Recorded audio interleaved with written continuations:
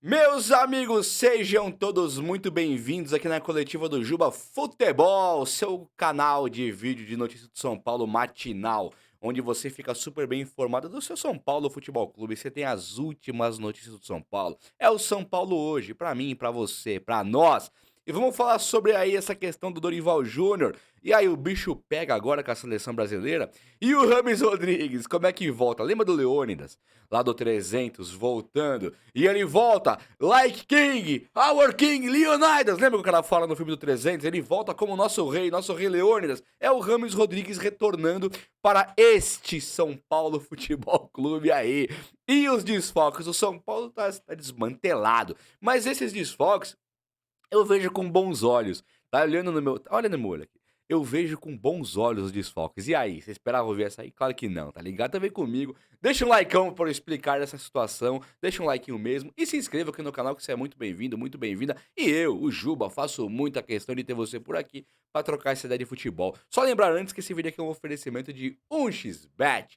1xBet, que é uma casa de bookmaker top, parceira de times como Liverpool e Barcelona. E se você for no primeiro comentário fixado, que é o meu link, você deposita o seu valor inicial. O primeiro valor que você depositar, ele é dobrado. Então deposita 100, vira 200, 200 vira 400 e assim vai até os R$ 1.560.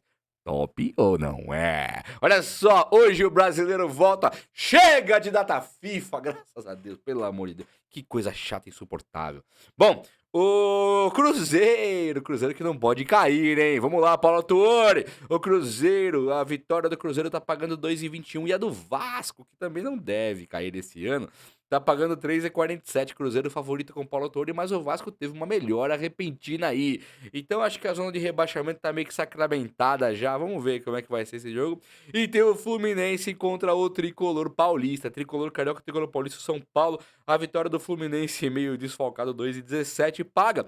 E a do São Paulo absolutamente desfalcado 3,49. O Fluminense é bem favorito. Primeiro comentário fixado pra você fazer suas apostinhas, beleza? Então, valeu XBet, tamo junto. Gente, o Ferrarese, o zagueiro becão do São Paulo lá, ele se envolveu numa treta que ele tava ali comemorando do time dele lá, da seleção do país dele, e aí ele chega, sai, o policial começa a se desentender com ele e toma uma borrachada, sabe? O cacetete do policial no Ferrarese. Olha que cena mais patética e pitoresca. Ele não tava nem arrumando briga e se envolveu numa treta com a polícia. Ele não é torcida organizada, ele não é torcedor fazendo balbúrdia, o Ferrarese tomou uma. Bom, enfim, o que eu acho que é interessante de falar do Ferrarese, apesar da imbecilidade da polícia com o Ferrarese ali, o Ferrarese com a polícia, não tô culpando a polícia, o Ferrarese, tô falando que é ridícula a cena, e o Ferrarese ele voltou pro futebol, né, cara? Então, assim, um time que hoje está deitado em berço esplêndido com o Arboleda e Beraldo, tá bonito, né? Estamos deitados em berço esplêndido, nada pode nos abalar. Arboleda e Beraldo é a nossa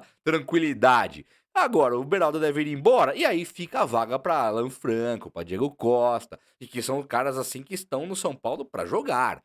Principalmente o Alan Franco, que foi comprado por uma grana, mais de 14 milhões. Só que o Beraldo, indo embora, o Ferrarese foi comprado por mais de 20 milhões do Grupo City. Então o Ferrarese deve ser esse zagueiro titular do São Paulo para o ano que vem, numa possível e meio que óbvia venda do Beraldo. Então parabéns aí ao São Paulo que perdendo um tem outro e os dois são dois sultões do desarme, né? São dois monstros da marcação. Eu gosto demais dos caras.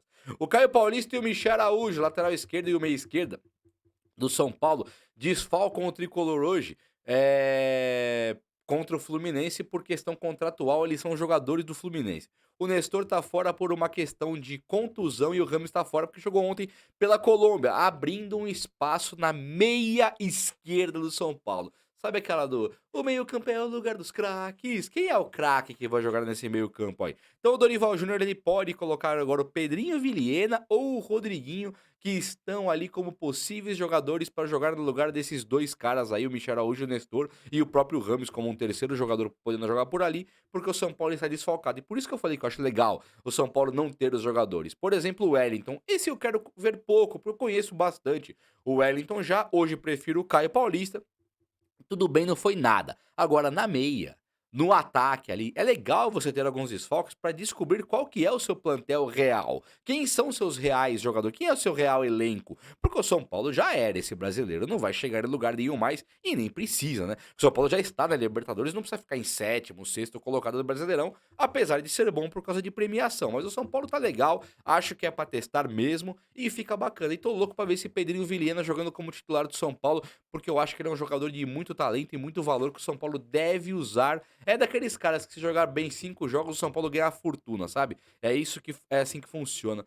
E o Lucas Moura, ele segue fora do tricolor, né? O Lucas Moura, o São Paulo, ele usando de cautela, que eu acho que o São Paulo está correto, não vai forçar a barra com a volta do Lucas para o jogo contra o Fluminense, e eu acho que isso é muito bacana, porque o Lucas ele é um jogador que é muito importante para o time do São Paulo, extremamente importante, só que ele, o São Paulo, o ano já acabou. Então deixa o Lucas ficar de fora sim, apesar que pode custar uma derrota para o Fluminense com o time tão desmontado como está o do São Paulo hoje, mas o Lucas tem que ser um projeto para 2024 agora e ficar em total e plena forma para não ter contusões, fazer a pré-temporada bacana e começar o ano voando caso ele renove com o São Paulo. É isso aí mesmo, São Paulo tá corretíssimo no fator Lucas Moura, tá? Já falei que são 13 desfalques, e antes de falar no Rames Rodrigues, vamos falar no Dorival Júnior um pouquinho. CBF, Brasilzão, Dinizão, perdeu lá.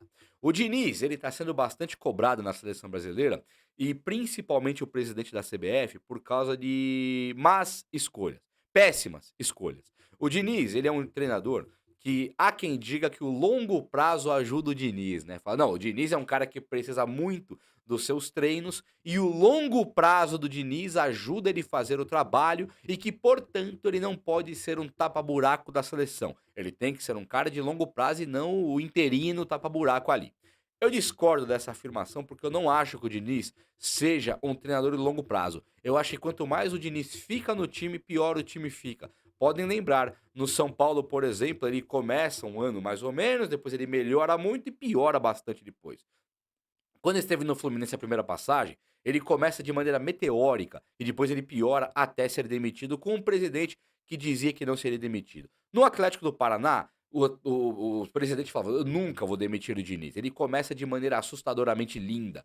Tic-tac pra cá, pra lá, ninguém achando. Do nada ele começa a piorar, piorar, piorar até que ele acaba demitido. Então, quando eu falar que o Diniz é um cara de longo prazo, eu discordo. Eu acho que o Diniz ele surpreende muito no começo do trabalho. Depois vai ficando óbvio, óbvio, até piorar muito. No Brasil já começou mal. Começou muito mal. Teve acho que 2 vitórias, 3 no começo, foi lindo. E o longo prazo depois, que não é longo prazo, mas 3, 4, 5, 6 jogos, ali vai ficando pior a cada dia e o Brasil está pior possível.